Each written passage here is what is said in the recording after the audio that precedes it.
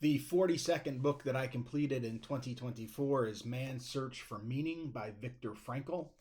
I had never read this book before. I probably should have read this book before. Um, I couldn't help but compare it to Elie Wiesel's Night, which we teach at my school. I've read it several times. I think this is way better. Again, Night is great. It's a true story. It's heartbreaking. This is also a true story, and it's heartbreaking just like Night, but it's filled with more philosophy than Night. So my copy is 163 pages long, and the first 92 pages are part one of the book, which to me should be its own book, and the second half is more about Frankl's creation of this idea of logotherapy.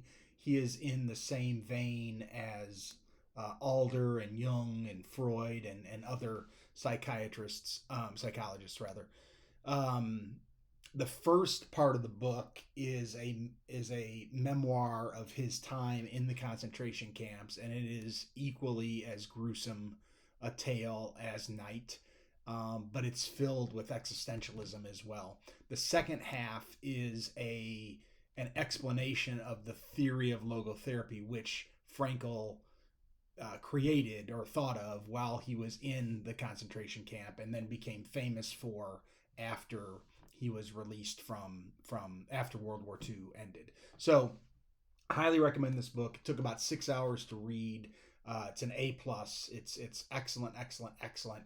I do think you could read, like, if I were teaching this book, I would not teach the second half. I don't think that high school students would enjoy the second half or even be able to fully comprehend the second half. But I do think the first 92 pages of this book, high school students would love. They would eat it alive, and this would be a great book to teach both in English class or a European history class or a U.S. history class, any class that deals with the Holocaust.